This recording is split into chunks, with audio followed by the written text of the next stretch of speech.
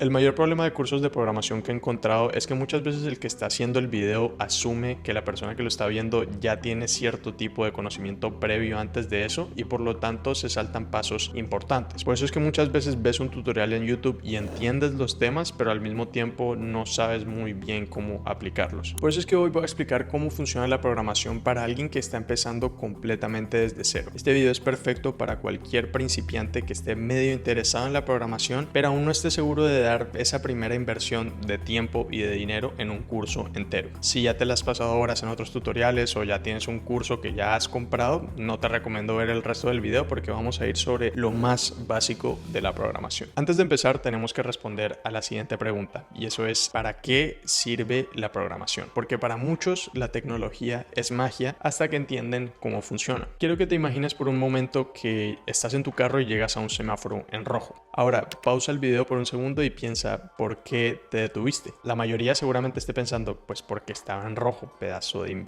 Y tienen razón, pero estas personas no se dan cuenta de la velocidad que el cerebro humano percibe el mundo. Antes de llegar al semáforo tenías tres opciones: verde, seguir manejando; amarillo, desacelerar; o rojo, detenerte por completo. En todas, tu cerebro automáticamente hizo una asociación con un correspondiente comportamiento. Al detenerte, también seguramente tuviste que haber visto la distancia que tenías del semáforo, el ángulo que llevabas en el retrovisor o incluso la velocidad a la que ibas. Todo esto en cuestión de segundos. Y por eso es que dicen que el cerebro humano es la mejor computadora del mundo. En cada momento está haciendo asociaciones, tomando decisiones e intuyendo conclusiones en base a sus estímulos. La programación sirve exactamente para esto, para modelar situaciones y darle a nuestra computadora las herramientas necesarias para comprender qué está frente a ella. Y existen diferentes lenguajes de programación para transmitir esas instrucciones dependiendo de la situación. La forma en la que escribes las cosas de pronto cambia un poco dependiendo del lenguaje, pero el concepto sigue siendo el mismo. Con esto dicho, voy a llevar estas situaciones a un plano digital y te voy a enseñar acerca de esos conceptos bases que terminan siendo los pilares fundamentales de la programación. Para decirle a nuestra computadora que tome una decisión en base a una condición, tenemos que hablar del corazón de la programación y esas son las variables. En el ejemplo anterior te detuviste porque tu cerebro tomó el valor del semáforo como un dato a tener en cuenta. Para declarar una variable en diferentes lenguajes usaríamos el siguiente sintaxis: string color semáforo es igual a rojo para Java, let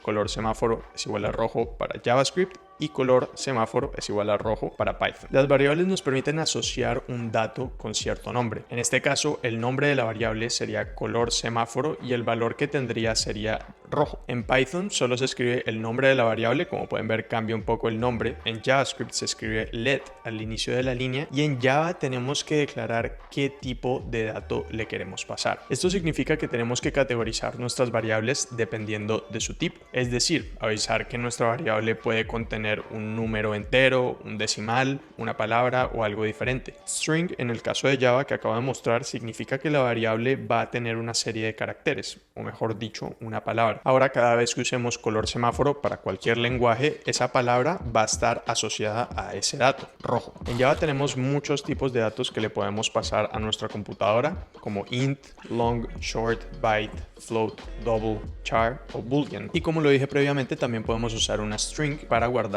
una serie de caracteres. String es un poco más complejo y seguramente te requiera un poco más de comprensión en un futuro, pero simplemente quédate con que hay diferentes tipos de datos que le podemos pasar a nuestra computadora para que ella decida qué tipo de dato le estamos dando. Para simplificar las cosas, en este momento nos vamos a enfocar en el número entero, es decir, int, en boolean, que puede representar un valor verdadero o falso, y también nos vamos a enfocar en string, que es la serie de caracteres. Solo para que lo compares, si quisiéramos guardar una variable como la velocidad del carro, en Java tendríamos que decidir si le estamos pasando un número entero o un número decimal a la computadora. Aquí simplemente estoy mostrando el nombre de la variable porque es un ejemplo nada más, pero en un caso real no puedes usar el nombre múltiples veces de una misma variable, o sea, tendrías que cambiarle el nombre. Pero simplemente para que comparen el caso de Java, JavaScript y Python, en el caso de Java, int se pone al inicio de la línea para determinar que ese número va a ser un número entero, es decir, no es un decimal. Se pondría double en el caso que quisiéramos guardar un decimal como 55.5, pero en JavaScript o Python se escribe de la misma manera, no tienes que pasarle el tipo de dato. Ahora seguramente estés pensando, uff, pero qué pereza tener que hacer eso. Y yo pensaba lo mismo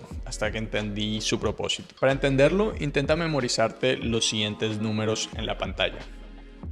Fácil, ¿no? ¿Qué tal ahora? ¿Y ahora?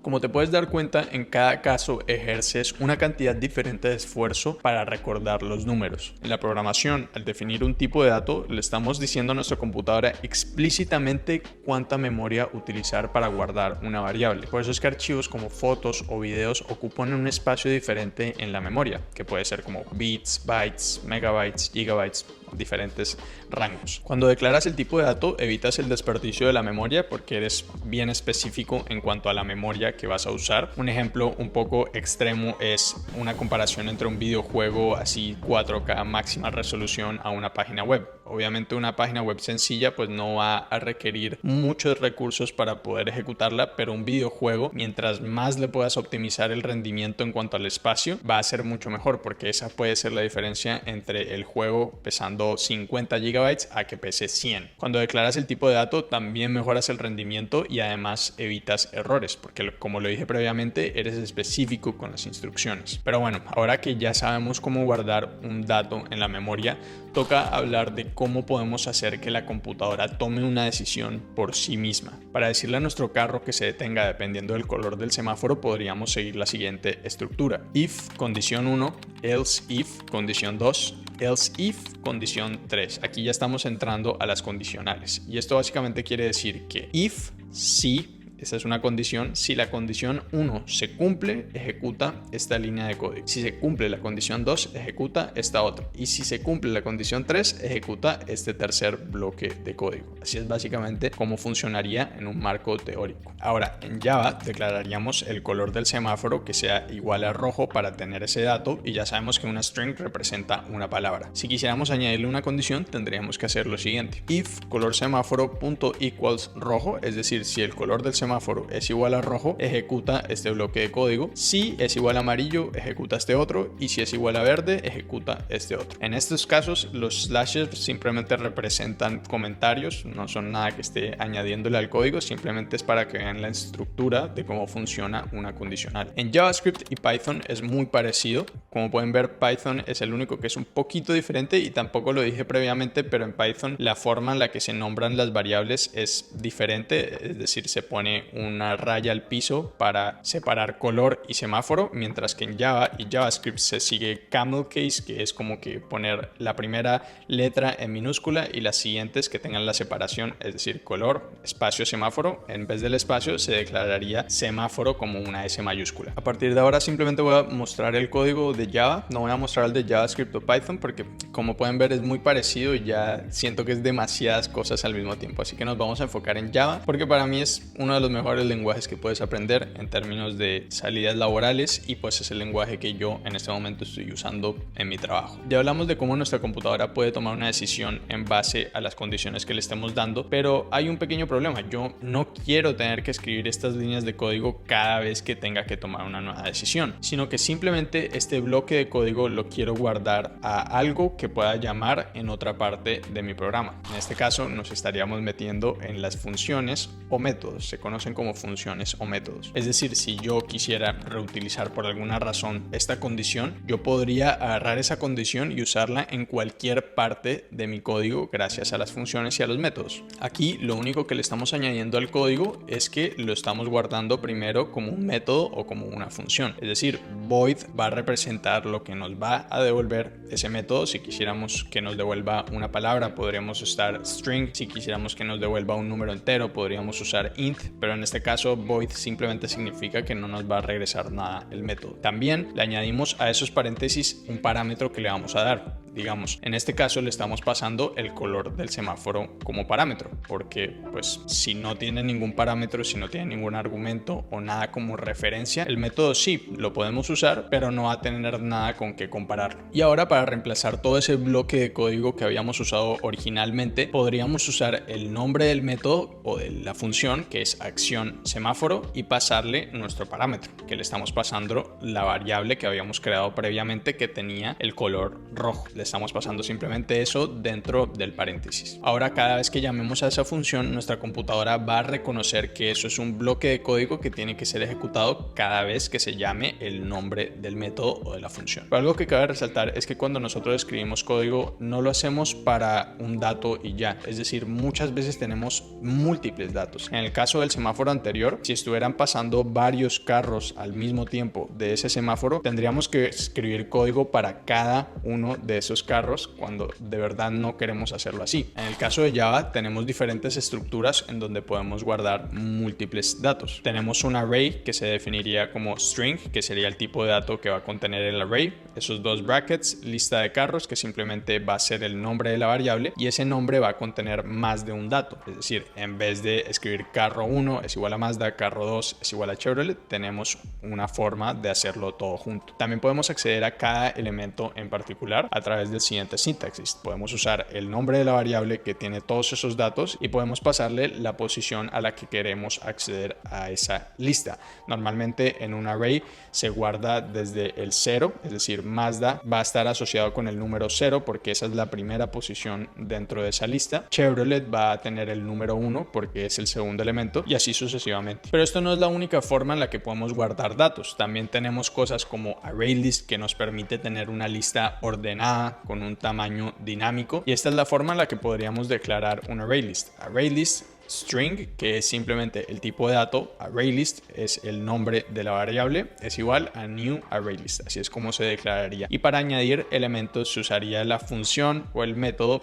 .add que viene incluido con ese ArrayList. También podríamos tener una colección de datos desordenada y además que tenga key value pairs, es decir, que una llave represente un valor. En el caso de los carros, digamos que el modelo Mazda va a estar asociado a su valor, Mazda sería la llave y el valor sería la placa del carro. Como en ese caso no nos importa mucho el orden de las cosas como en un array, que si tienes acceso a cada posición de la lista, en un hash map simplemente tienes un valor que está asociado a su respectiva placa y de esta forma accederíamos a la placa. En este caso tenemos .put para añadir cada elemento a ese hash map, y también tenemos algo como hash set, que es una colección única que no permite ningún duplicado, y acá se declararía de la siguiente manera: hash set string, hash set es igual a new hash set, donde hash set con minúscula representaría el nombre de la variable, y también tenemos .add al igual que el caso del ArrayList. Aquí simplemente le pasaríamos Mazda y Chevrolet porque son los dos valores. Y algo que me faltó añadir del ArrayList es que cada vez que añadimos un elemento en esa lista, como había mencionado previamente al array de los brackets normales, teníamos acceso a cada posición de esa lista, ¿no? En un ArrayList, cuando pones add, tienes que añadir ese índice para llevar el orden de esa lista. Es decir, cuando añadimos 0 y Mazda, 1 y Chevrolet, ese va a ser el orden en donde los valores se van a guardar. Solamente en estructura de datos nos podríamos pasar acá 3 horas enseñándoles los diferentes tipos de estructuras de datos y cosas por el estilo, pero no me quiero meter en esos detalles tan específicos porque puedes ver un video al respecto después. Simplemente estoy introduciendo a diferentes formas de guardar datos o una colección de datos en la memoria. Como lo dije previamente, nosotros normalmente escribimos código teniendo en cuenta múltiples datos. Digamos, si un usuario está intentando hacer login a una página, pues nosotros tenemos una lista de emails en donde queremos encontrar ese email en particular y asociarlo con su correspondiente contraseña. Ese sería un ejemplo bastante básico. Pues con esto dicho, nosotros tenemos loops o bucles en diferentes lenguajes de programación cuando tenemos una gran colección de datos. Vamos a añadirle una capa extra de complejidad a nuestro código y vamos a decidir que no simplemente queremos tomar la decisión de detenernos a nuestro carro en particular. Queremos que cualquier carro que esté pasando por el semáforo se detenga en un momento. Para esto podríamos seguir la siguiente estructura: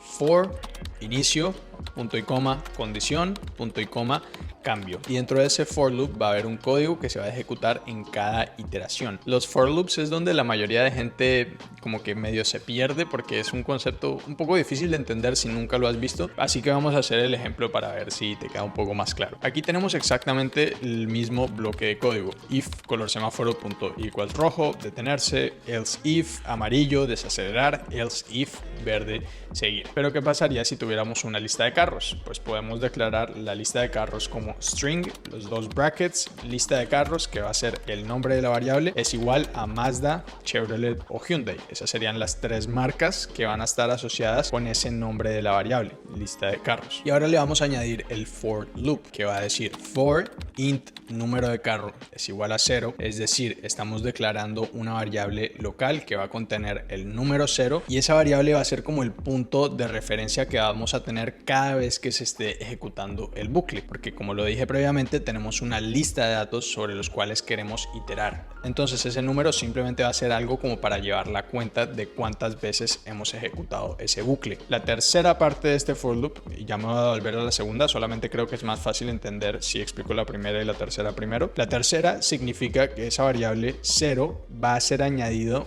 1 cada vez que se termine de ejecutar un bucle. Entonces empieza la cuenta desde 0.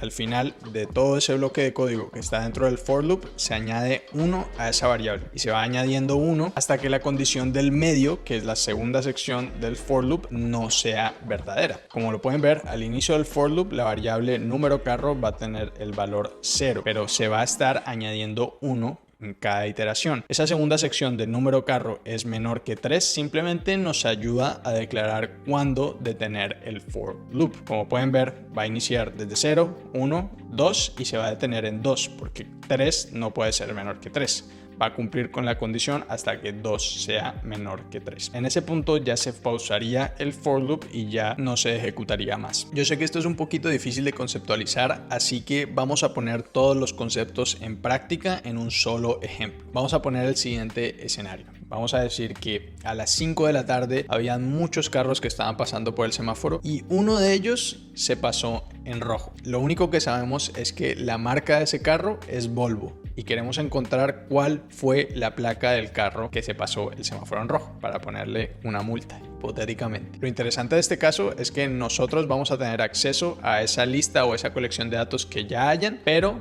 no vamos a saber qué contienen esos datos. Yo ya lo creé previamente, así que vamos a irnos directamente al código. Por ahora vamos a ignorar varias cosas como public, class y main y todo eso. Simplemente nos vamos a enfocar en esta variable llamada carros.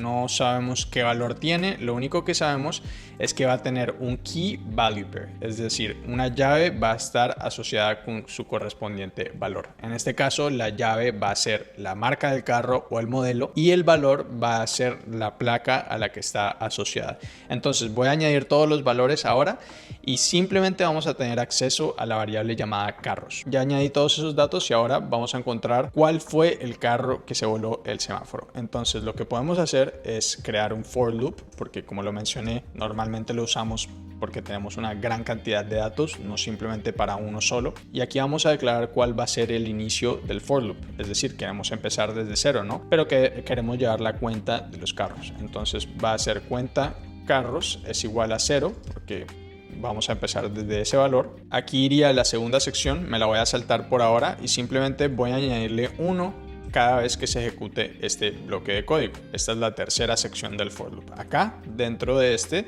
tenemos que poner la condición que queremos que se cumpla. Es decir, si se cumple esta condición, ya se pausa por completo el for loop. Entonces, lo que vamos a comparar es la cuenta que llevamos con el tamaño total de la lista que tenemos. Bueno, en este caso es un hash map. Entonces, vamos a decir que mientras la cuenta de carros sea menor que el tamaño del hash map que tenemos, es decir, carros, que es la variable que tiene todos los carros, punto size, que este simplemente representa el tamaño del hash map, mientras que este valor inicial 0 sea menor al tamaño total, el bloque dentro del for loop se va a ejecutar. Y ahora, ¿cómo podemos encontrar esa placa? Bueno, vamos a decir if carros, que es el nombre de la variable original que tiene toda la lista de datos, punto contains key, es decir, ya dijimos que la llave iba a ser el modelo del carro, en este caso es Volvo. Entonces, si contiene la palabra Volvo, vamos a imprimir en la consola el valor que tenga asociado a esa llave, que en este caso va a ser la placa. Podríamos hacer carros, que es el nombre de la variable, punto get, que es un método o una función que ya viene con el hashmap que les había comentado, get Volvo, porque acá simplemente le estamos pasando una llave. Si ponemos mouse dentro de eso, podemos ver que acá se le pasa una llave que representa una key en inglés. Aquí simplemente vamos a imprimir eso en la consola y como no queremos, o sea, como ya encontramos ese carro, vamos a decir que vamos a romper ese loop después de eso. Una vez se ha encontrado, ponemos return y ya simplemente se termina ese bucle, se cierra por completo. Vamos a hacer lo siguiente, vamos a poner clic derecho y run y vamos a ver qué nos sale en la consola.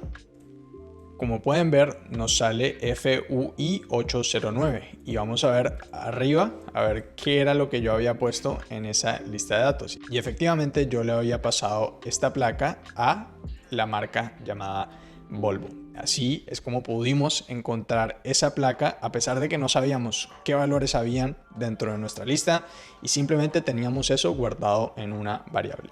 Y si quisiéramos podríamos guardar esto como una función, como un método, pero pues esto es bastante sencillo. Simplemente agarraríamos todo este bloque de código y lo guardaríamos como lo mencioné previamente. Entonces, para recapitular, tenemos varios conceptos que son fundamentales en el mundo de la programación. Primero serían las variables, que simplemente cómo podemos almacenar un dato. Segundo serían los tipos de datos, que simplemente es la categoría que tiene el dato que le estamos pasando en la memoria. El tercero serían los condicionales, que simplemente es darle una condición a nuestra computadora para que ella la ejecute dependiendo de cuál condición se cumple o no. Cuarto, funciones o métodos, que es simplemente guardar un bloque de código que queremos reutilizar dentro de nuestro programa. Sexto, estructuras de datos, que es una forma de almacenar muchos datos, a diferencia de una variable que guarda un solo dato. Una estructura, una lista de datos, tendría múltiples datos que estaría asociado a una variable, a un nombre de esa variable. Y finalmente tenemos los for loops, que nos permiten iterar sobre todas esas colecciones de datos que tengamos guardados en la memoria. Espero te haya gustado este video. Quería hacer una muy breve introducción del mundo de la programación porque yo creo que esto es algo muy interesante. Constantemente estamos intentando modelar situaciones reales para que nuestra computadora las ejecute de forma automática. Así que espero que te haya gustado este video. Si quieres que haga más videos de introducción, estoy pensando hacer como del desarrollo web, del frontend, del backend, cosas por el estilo,